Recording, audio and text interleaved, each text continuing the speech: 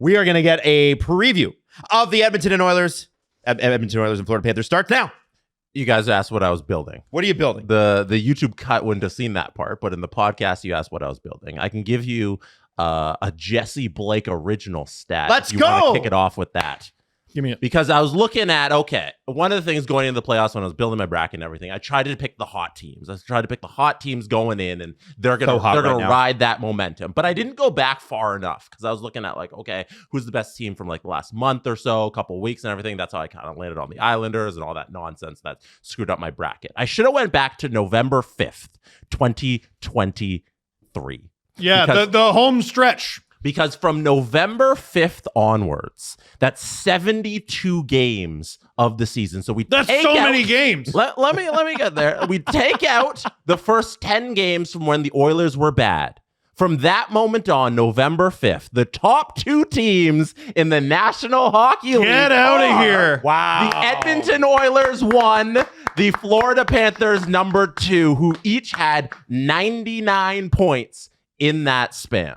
Identical records, 47, 20, and 5. Edmonton wins on a tiebreaker. And look at the goal differential, guys. Goal differential is plus 71 and plus 70, and their PDO is close to it's identical. Yeah, they weren't not bad. They weren't playing above where they should have been based on PDO from the 72 game onward, or from back 72 games. And if we just want to go briefly to the other teams that are there from that point of the season, November 5th on, it's a collection of the best teams in the National Hockey League that made it too deep in the playoffs besides the Winnipeg Jets. Yeah. So 3 is the Jets, 4 is the Stars, 5 is the Hurricanes, 6 is the Rangers, 7 is the Avalanche. I'm not saying anything here that's revolutionary. Oh, the best teams played well, but it's kind of... They all made the second round. Yeah, it makes a lot of sense that during this regular season stretch, where if you take out the first 10 games where the Oilers were clearly finding their stride, and Chris Knobloch wasn't even the head coach at this point yet. They still hadn't brought him in yet, but the Oilers were fantastic. The Florida Panthers were fantastic. And it's nice that these are the two teams we're left with here. Here are the teams. Final,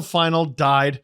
Final 4, second round. Final 4, second round. Second round, the Leafs. Yeah, let's ignore number 9 there on the list. But I think that's a good place to start it. I agree. That's a great stat, Jesse. So we have Saturday night. By the way, Steve will be doing his streams on Saturday. We're bringing them back, baby. Let's go. Okay, so...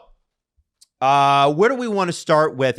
I'm going to get your predictions at the end, which is what we normally do. Let's start with, what do the Florida Panthers, who are back for redemption, they were a finalist last year. They're back again. They're guaranteed to be a finalist this year. What do the Florida Panthers bring to this series? What are their strengths? What does Edmonton have to watch out for? I think the most important thing Florida brings to the Stanley Cup Final that they didn't last year is a fully intact sternum.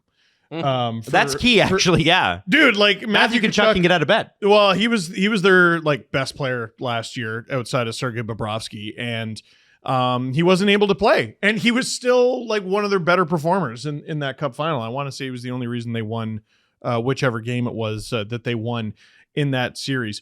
The Panthers have 2 lines that no one has an answer for, which is convenience, because the Edmonton Oilers have a very similar setup.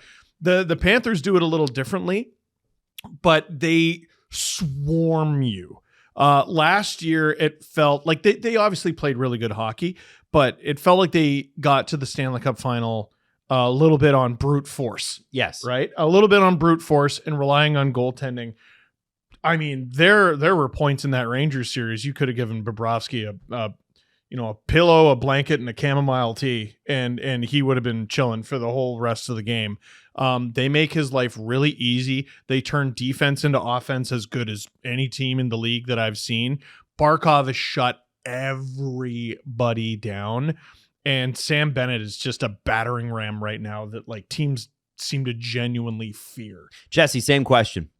What do the Florida Panthers bring that Edmonton needs to watch out for? Their biggest strengths? Oh, their biggest strength, I think, is their defense. Like I feel like at this point, it's underrated how much of a defensive team that Florida is, because we like all of the guys who we like to talk about, like Bennett and Tkachuk and Barkov. They're all on the forward group, right? But so looking at their back end, where you have a guy like OEL, who in his past when he was in Arizona, he was like tasked with being the number one defenseman everywhere all the time. And now he gets to play on a third pairing and just sit back and play that role. Having that guy who knows what it's like to be a 25-minute-a-night guy being your 19-minute a night guy, it just shows the depth in it. And I've complimented them enough, but Montour and Mikkola, I think they're my favorite pairing so far in this playoffs, because anybody who goes up against them, whenever Paul Maurice has that home ice advantage and he can target whatever line he wants to throw those two guys out against for his opponent, like they shut them down every single time. Like if he gets that last change, he'll shut them down. So if you're Edmonton, you worry about your ability to break through this terrific defensive team.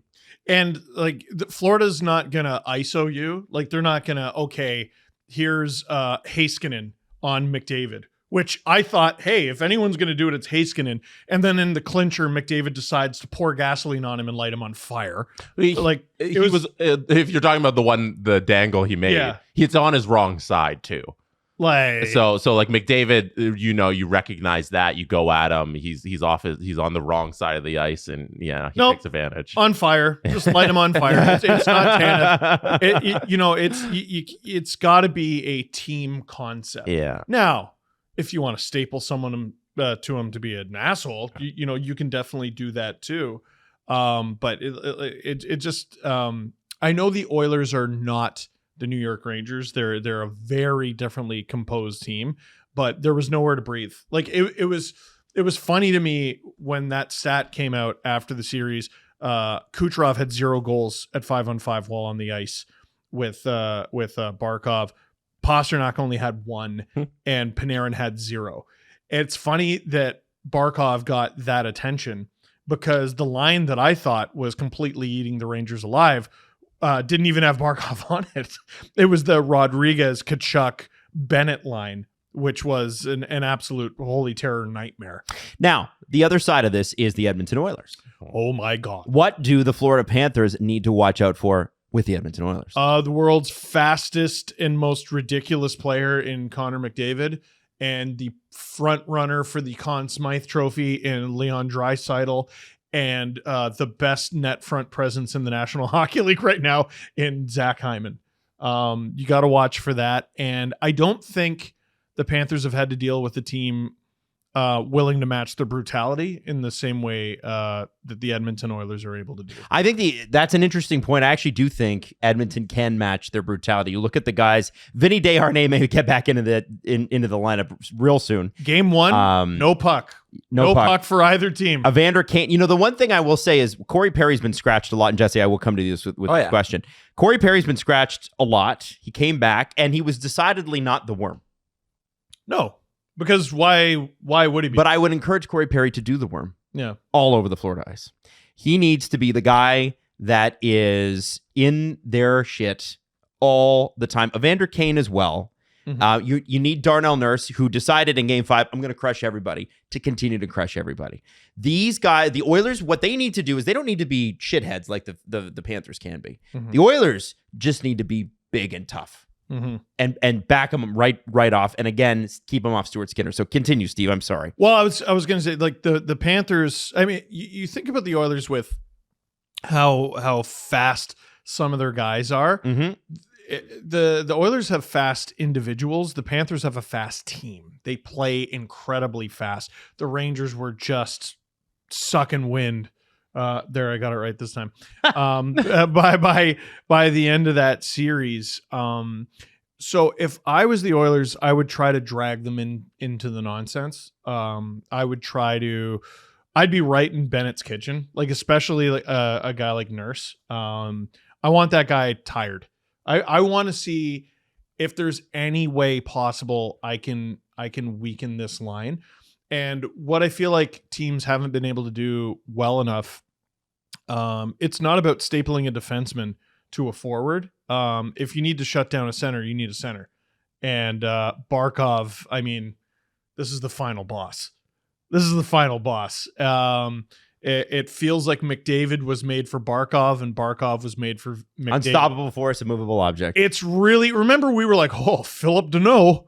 No, that's just our damaged little Toronto brains thinking. This is the greatest defensive center in the National Hockey League against the greatest player in the National Hockey League, and it's going to be an absolutely mythical thing, Batman versus Joker thing to watch. Jesse Blake, you're the Florida Panthers scouting and coaching staff, and today you were worried about what? There's no way they're stopping Connor McDavid or Leon Draisaitl. I think those two, no matter who is on the other end of the ice, will find a way to break through and get their cookies. Throw in Zach Hyman to that situation as well. Like, I don't think about containing them, right? It's just trying to limit the damage of the depth of the Edmonton Oilers, because I think the Stars are going to find their way because they have all season long. And I think once again, you'll see Leon show up, you'll see Hyman show up, and you'll see McDavid show up. And it's about, okay, can we stop Warren Fogle? Can we stop Holloway? Can we stop the outer? Can we stop Kane? Can we stop the outer edges of the Edmonton Oilers forward group, because they are really deep and the Stars are going to get what they want. Draisaitl, I think, is going to be, this is a free space, but Draisaitl is going to be extremely important in this series because they're going to need him on the power play.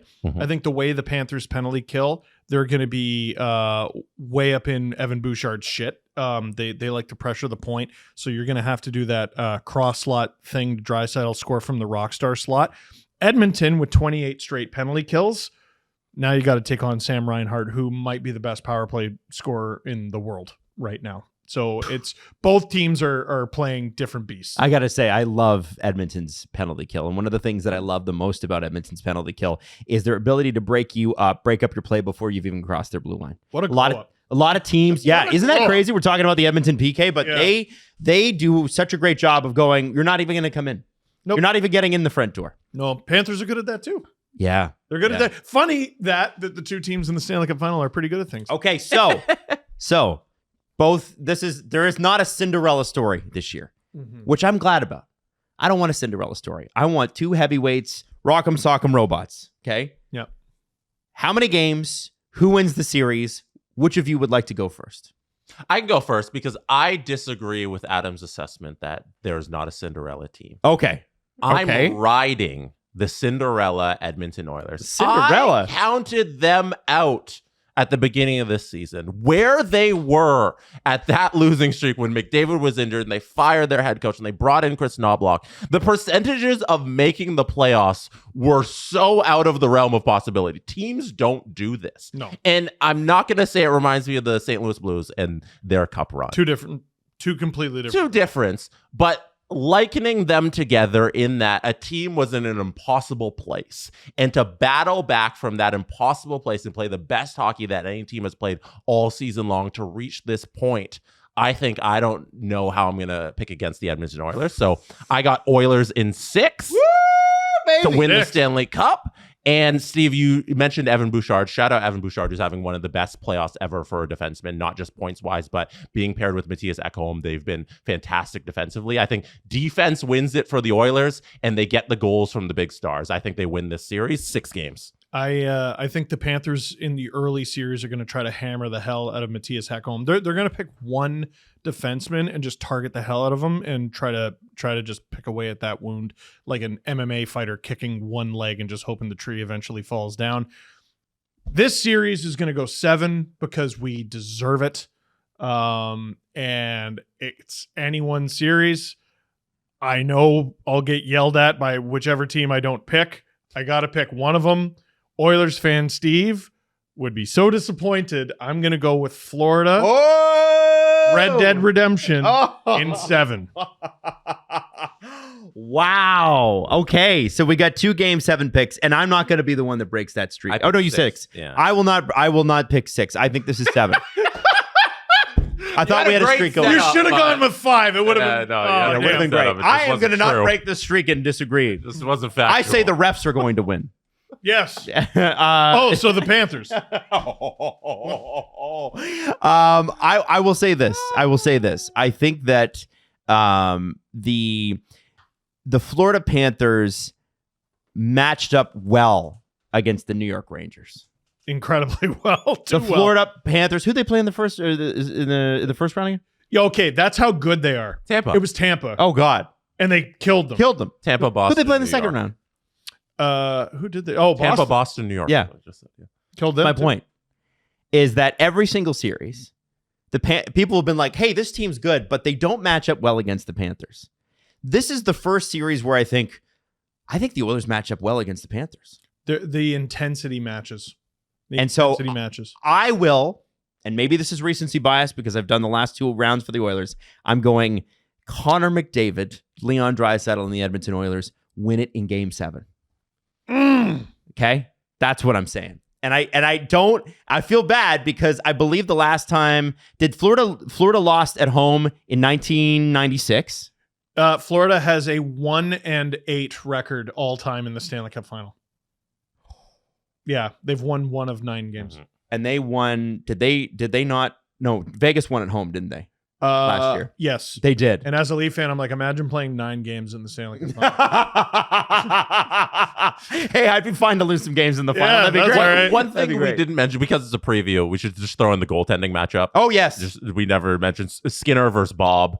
I think Stuart Skinner's shown something special here in the last couple weeks after he lost his job early in the playoffs to battle back and to have a couple shaky games, but every time he has a shaky game, he has the ability to bounce back, and he's been good enough. And with the new National Hockey League, all you need is goaltending that's good enough. My criticism of Stuart Skinner would be that he's been inconsistent. His consistency is built throughout the playoffs. Underratedly, Sergei Bobrovsky's been a little inconsistent. Like the Panthers have been so good in front of them that it's hidden a few stinkers. Now, maybe some of that is, the goalie on the other end of the ice is Igor Shesterkin, so maybe he was actually better than he looked. But I think the goalie matchup might be a little closer than you think. And Steve, you got Panthers in 7. I got Oilers in 6, and Adam. Oilers in 7. Or 6. Or 5. Oh, I said 7. 2. Oilers in 2. That's what I meant. And by the way, this is by far our longest preview. 311 hours. 17 minutes long. So don't ever tell me that there's an Eastern bias on this show. Maddie, what's your pick for the Stanley Cup Final? I'm going with you, Jess. I think Edmonton in 6. Oh, Damn. let's go. Yeah. Everybody against Steve against the world. We need those shirts. I'm rooting for them. Those two players are 75% of their caps. You know what's great about Steve is he roots for the team Nick Cousins plays for. Wow.